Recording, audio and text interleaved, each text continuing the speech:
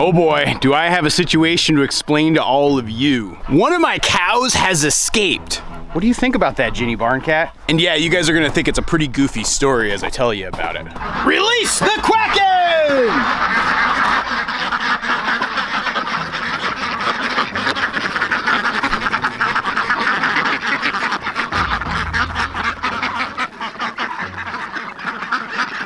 Good morning, duckaroo-doos.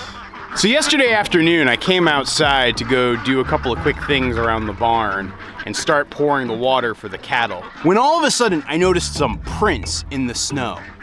Alone in a world that's so cold. And I don't mean prints in the snow like that. I mean like footprints in the snow, or more accurately, hoof prints in the snow. So I'd come on out from outside that door there and walked over, and that's when I sort of noticed these weird prints. And for just a brief moment, I said, wait a minute.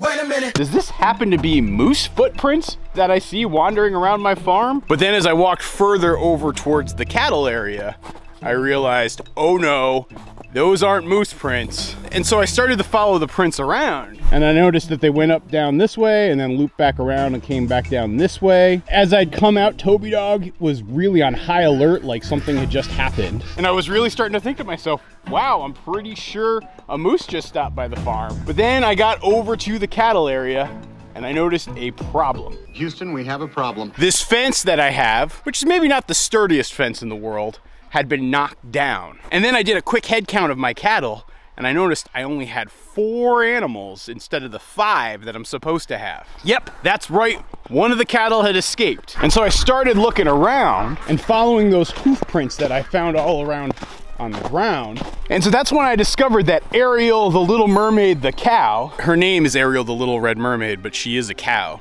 or I think technically a heifer. She had escaped, and she was standing down around here, just sort of wandering around and having a good old time. You can actually see lots of footprint activity all around over here.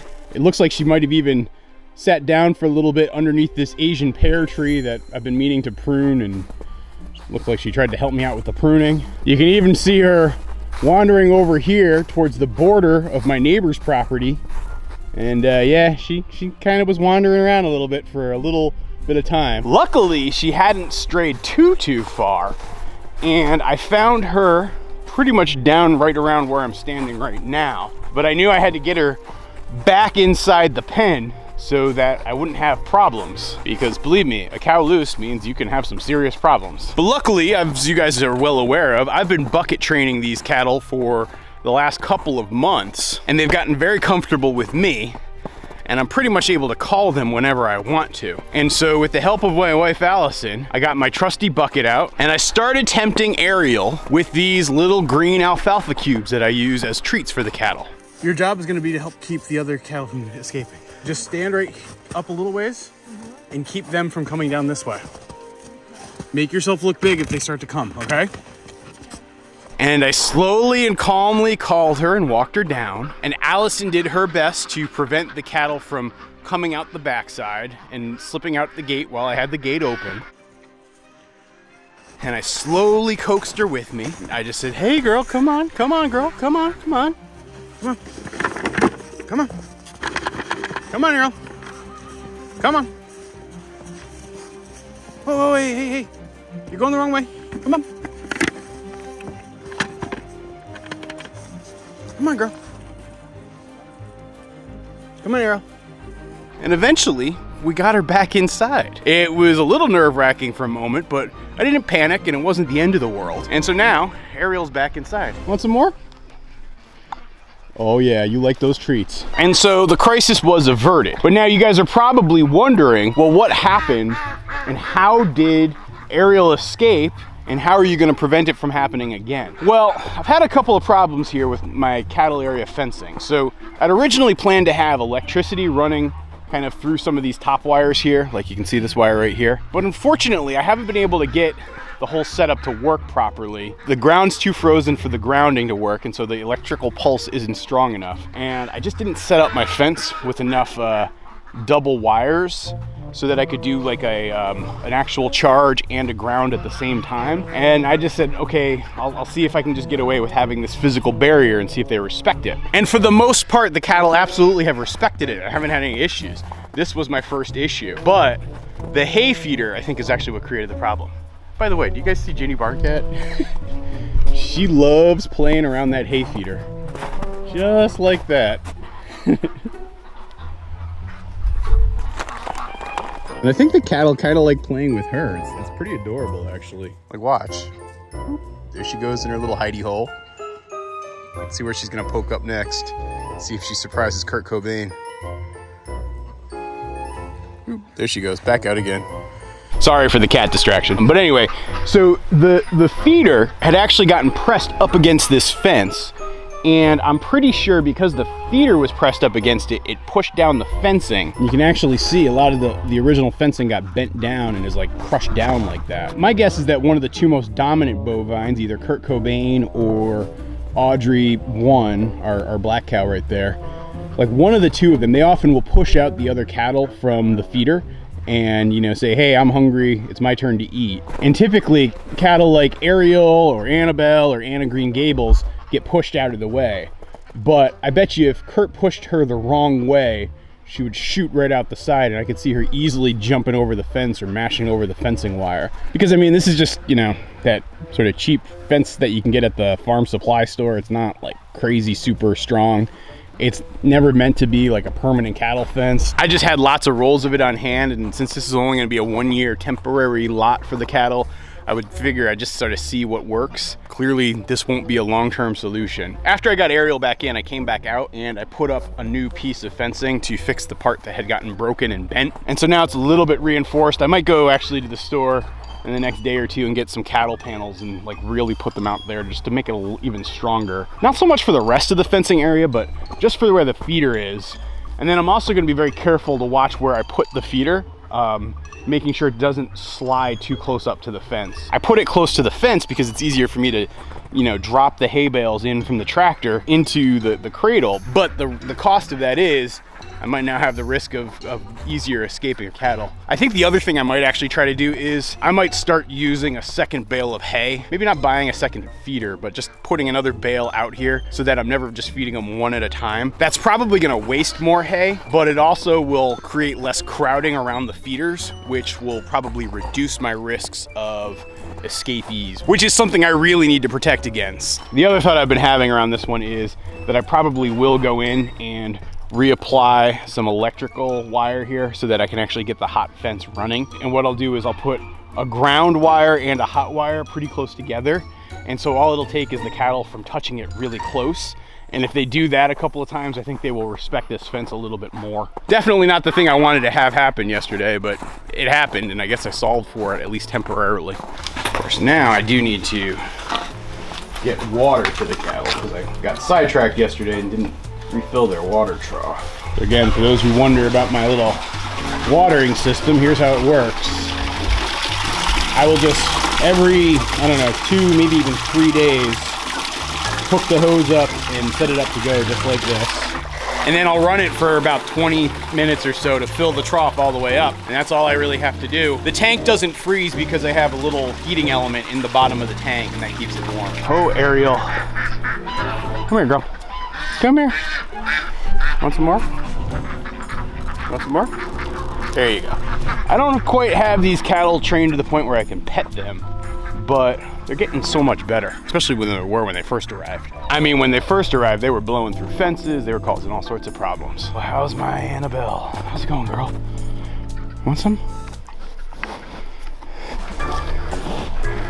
All right, cattle, I gotta go take care of the rest of the animals, but I need you to behave. Please stop escaping, especially you, Ariel. I want you to stay right here in the barnyard, okay? You guys actually think pep talks work for cattle? I do know the training works. Watch them follow me. It actually can be a little bit anxiety inducing. Having that big old beast following you like that. Gotta turn off the water. It's almost full. So catching Ariel the Little Mermaid the cow wasn't the only animal movement project I had going on yesterday. And I know you guys are looking for an update on the newest addition to our farm, Uncle Buck. And so for those of you guys who might have missed a recent episode because you're not subscribed, please hit the subscribe button. I know most of you are watching and aren't subscribed to these videos. And Uncle Buck is getting adjusted to the farm, and I had to do a little movement with Uncle Buck yesterday. Good morning, weird chickens.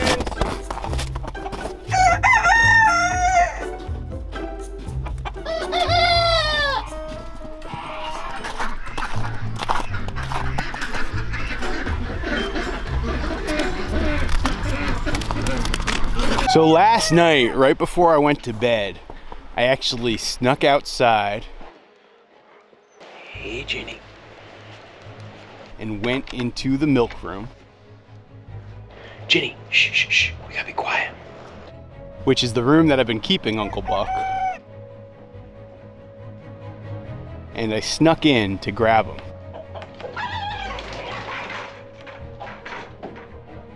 I was trying to be as stealthy as possible, but Ginny Barncat was making that kind of hard.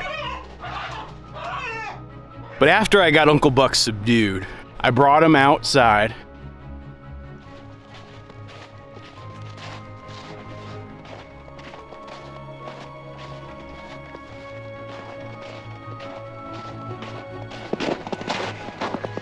Hey, Toby dog.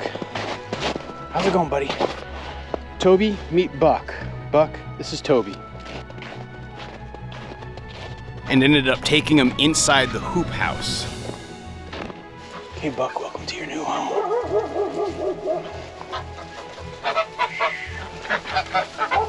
And he was kind of freaked out, but since it was the middle of the night, he was also kind of groggy. The other chickens were out cold, and the geese were kind of confused. At first, he was just chilling out on the roost, but then he got freaked out and jumped off and started mixing in with the geese.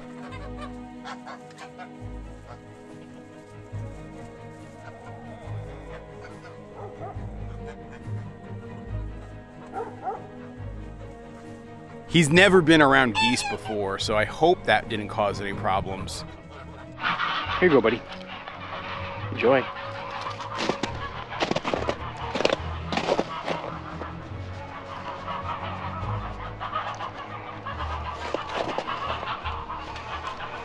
But right now we're gonna go inside the hoop house and see how Buck did overnight and see how the rest of the flock's doing. I will admit I'm a little bit nervous about this one. I hope I don't find a dead rooster or injured geese. Good morning, everybody. Rise and shine. How's everybody doing?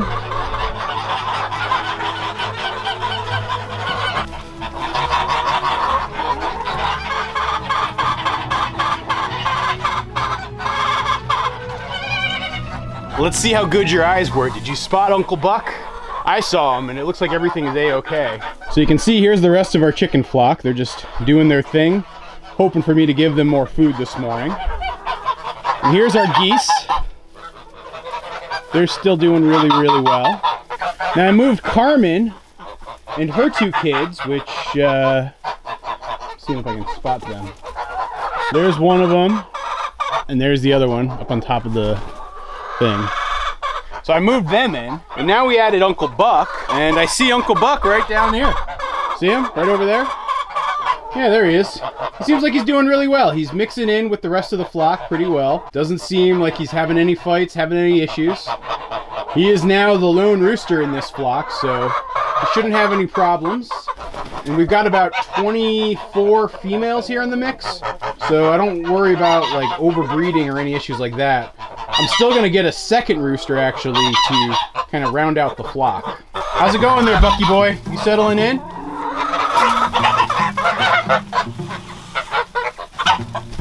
It looks like he's still trying to figure out what a goose is. But I think he'll be okay. I'm gonna keep them in this house maybe one more day.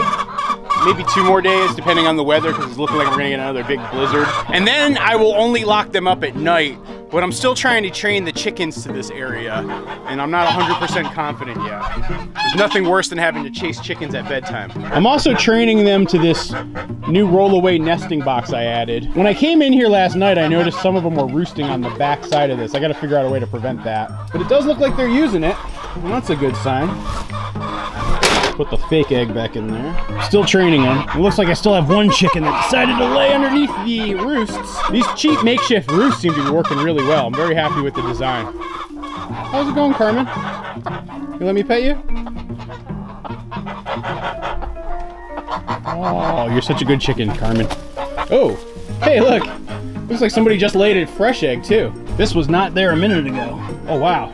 It's feeling nice and warm. All right, so that's 2 eggs on the morning so far. Probably get about 3 or 4 more later today. Right now, I'm only getting like 2 duck eggs a week, but I'm getting about 4 to 6 chicken eggs every day, so that's keeping us in food. I hope you guys enjoyed this latest update from the farm. If you want to flash back to the time that the cattle arrived at the farm and then immediately escaped, I'll leave that video right up there. Check it out, it's a good one. And don't forget to hit the subscribe button, guys. Please. If we can hit 500,000 subscribers before my birthday, we're gonna do something pretty special.